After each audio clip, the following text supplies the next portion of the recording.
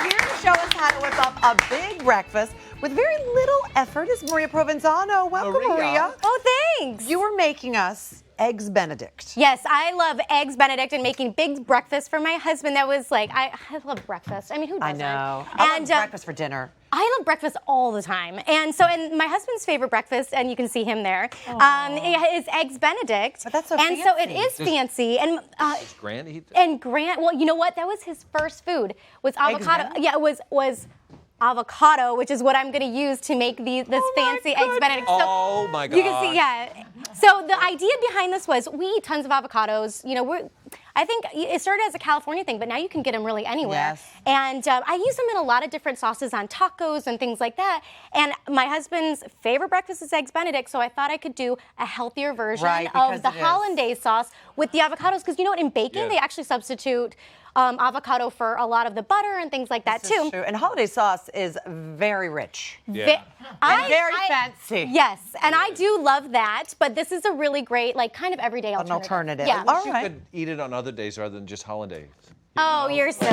I thought it would be. Put up, Bob. Well, you know when you can eat it? You can eat it right now. Yes, you can eat it right it's not now. a You guys holiday. feel free to dig in. Eat it Oh, right it's now. Yes. So if you eat it, the dad jokes will stop. His mouth will be full.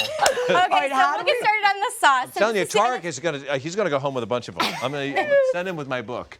Oh my gosh! And so this is how easy it is. So I like using a food processor. If you don't have a food processor, you can use a little blender. And so this is an avocado, of course, because that's where we're getting our inspiration from. As I make a mess, and then you just this is just you can use one or two. It really the amounts don't really matter because you're going to adjust everything to how much avocado you have in here. But you say the avocado should not be too ripe. I mean, when you're shopping for avocados, feel them and make sure they have some give.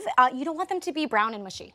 Yeah, that would not be pretty hollandaise sauce. I don't remember avocados being big in the Midwest growing up. No, me either. But you can get them now. Yeah. Yeah. It's just growing up in it. And I didn't realize I didn't have much avocado until I came to California. So this is the juice of one lemon. Okay. If you like it more lemony, I do. I just add more. Wait, that's if you it? want. Just So avocado and I'm lemon going juice? to mix it up a little bit Okay. right now. You can teach me how to put this thing There on. you go. Stand by. Stand by.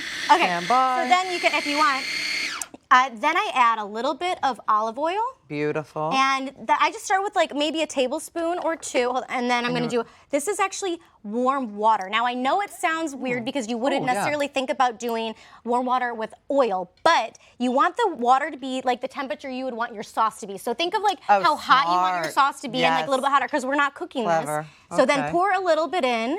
And we'll have all the measurements on the Home and Family website. But if you want, this is a good place to start. And then you just mix it up, and it will all kind of emulsify together. It's beautiful. Yep. And you just want to keep going. So I'm going to add a little bit more oil. Okay. And then you want it to get. I'll show you the lovely consistency.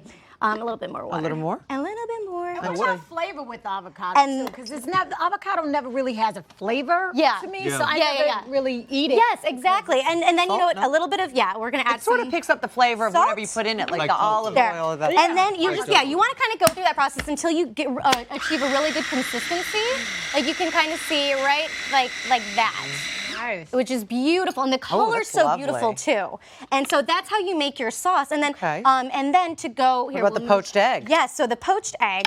I think a lot of people get freaked out by poached eggs. They think do. they're really. They're weird. See? Okay. So they can. Yeah, I'm I around don't know the what you're edge. talking about. I think, but I think you might want to have it more. Do you like your eggs more done? I like Yeah. it So my more husband is the over same way.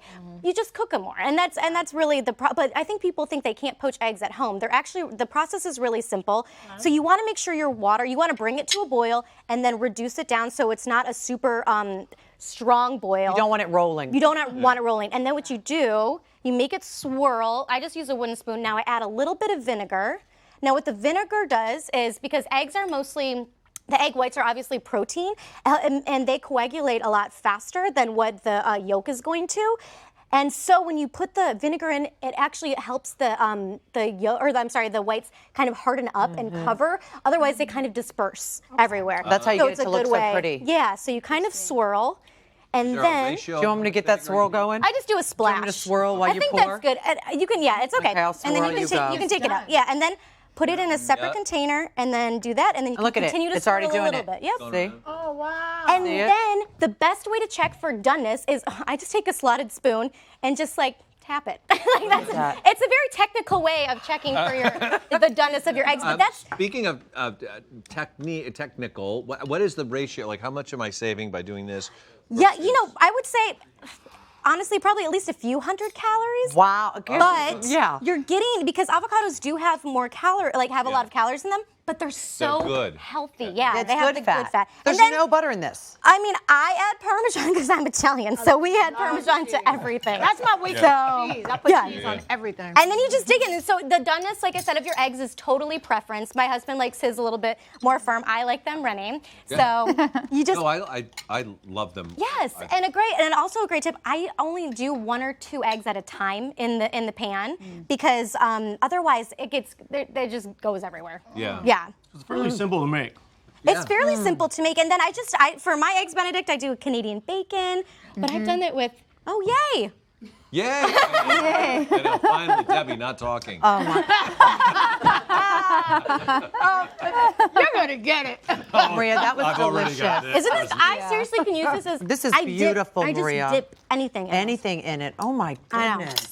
This. Oh my All right, I'm gonna gosh. take one more bite. I need my energy because when we come back, I'm going to show you the trendiest flats that are comfortable and affordable, and your dogs will not be barking any longer.